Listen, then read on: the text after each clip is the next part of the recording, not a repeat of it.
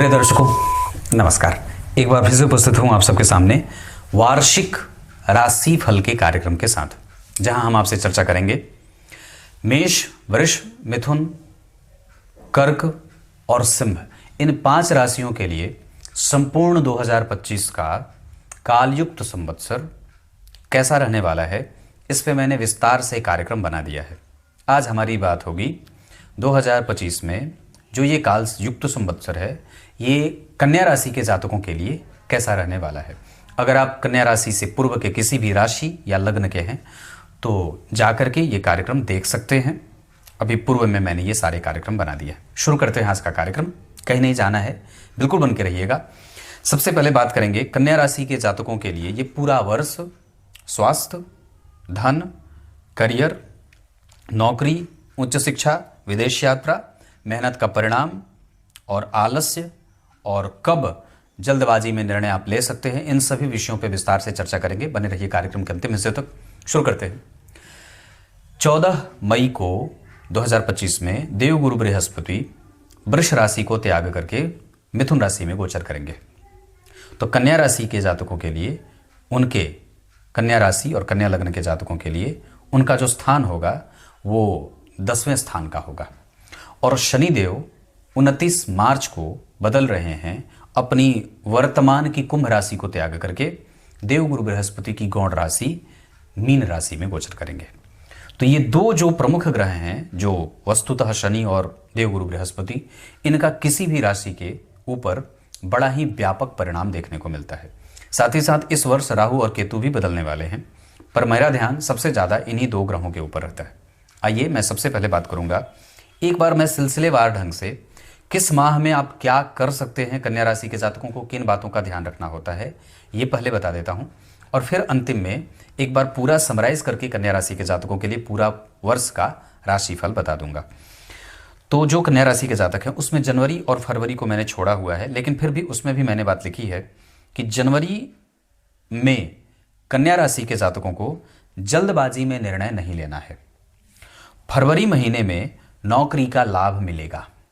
मार्च महीने में आलस्य की अधिकता रह सकती है और अप्रैल महीने में निजी कार्य में व्यक्ति का समय ज्यादा व्यतीत होता दिखेगा। मई महीने में व्यक्ति को स्वास्थ्य से संबंधित समस्याएं परेशान कर सकती हैं कन्या राशि के जातकों को, जबकि जून महीने में लाभ के संकेत कई गुना ज्यादा बढ़ जाएंगे। इसी जून महीने में नौकरी के फल की प्राप्ति भी होगी। जुलाई के महीने में भी वस्तुतः लाभ, नौकरी का और बॉस के साथ संबंध अच्छे रहेंगे और व्यापार में कई गुना लाभ मिलेगा। अगस्त के महीने में यात्रा सुखद होगी, जबकि स्वास्थ्य का नुकसान हो सकता है। इस वजह से उस यात्रा में आर्थिक पक्ष तो मजबूत होगा, लेकिन शारीरिक कष्ट बढ़ सकता है।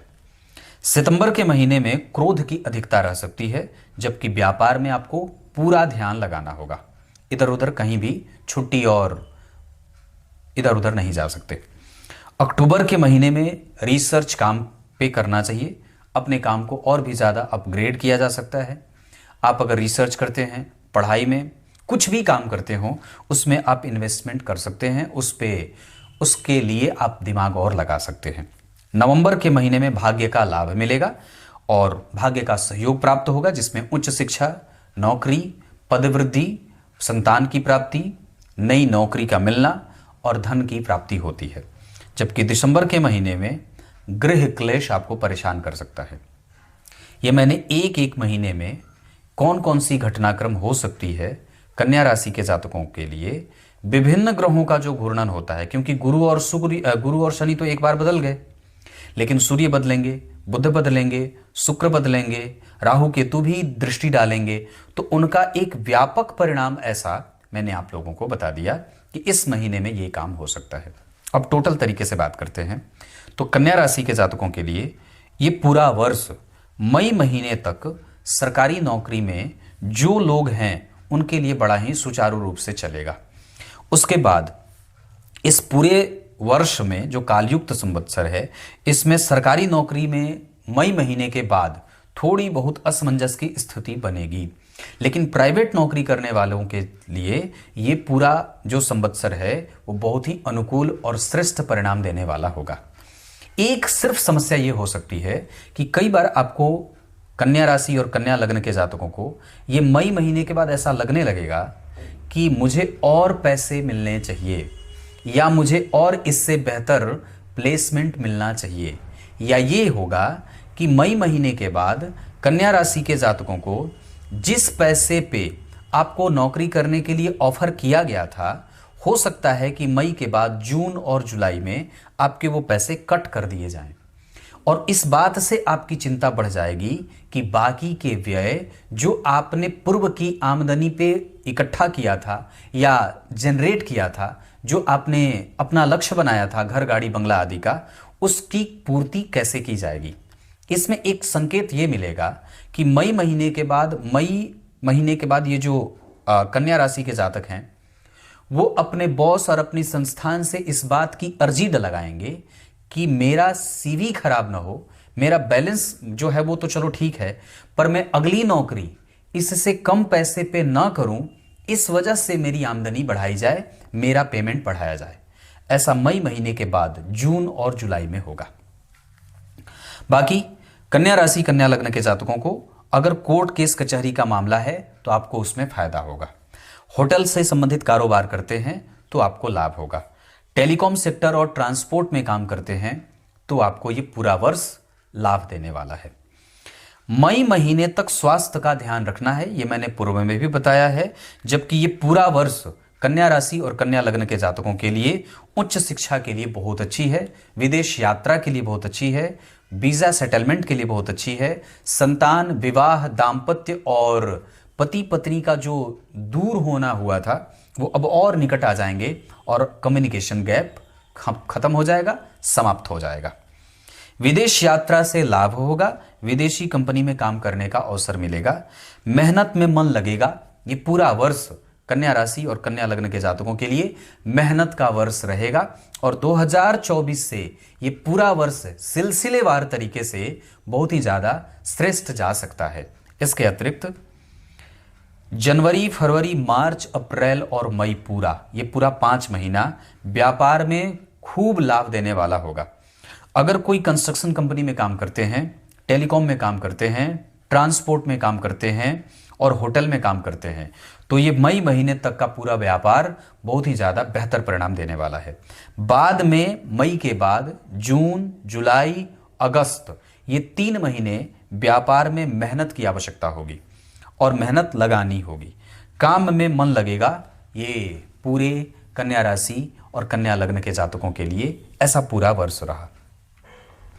अब एक और भी मैं ओवरव्यू आपको दे देता हूं।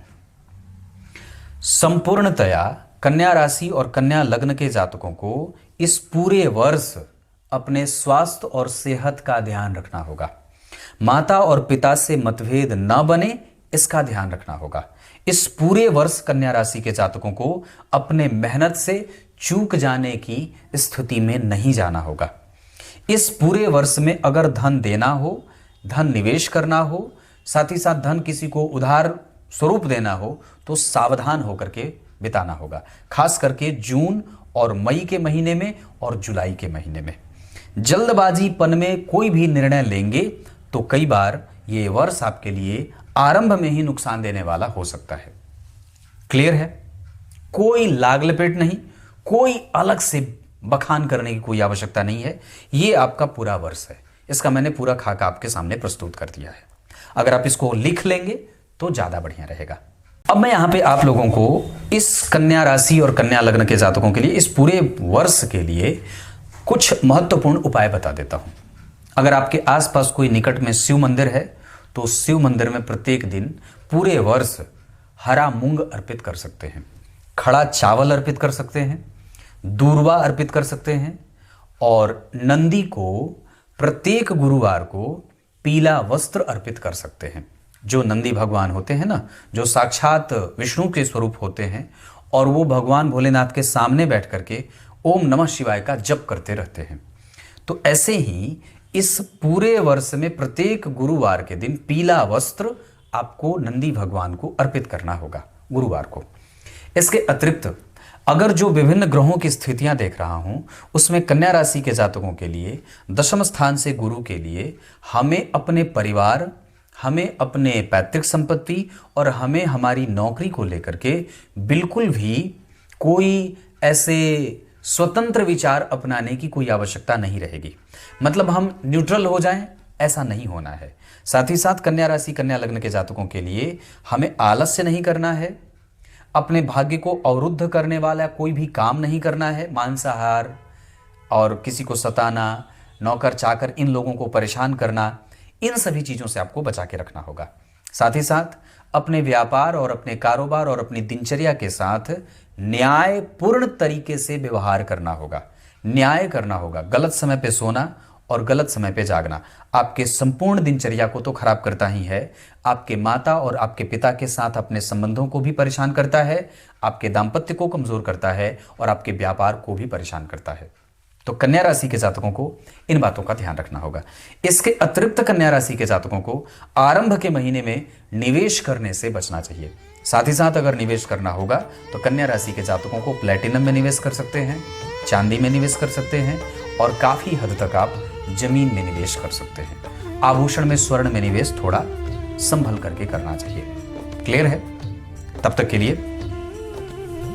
बहुत बहुत नमस्कार।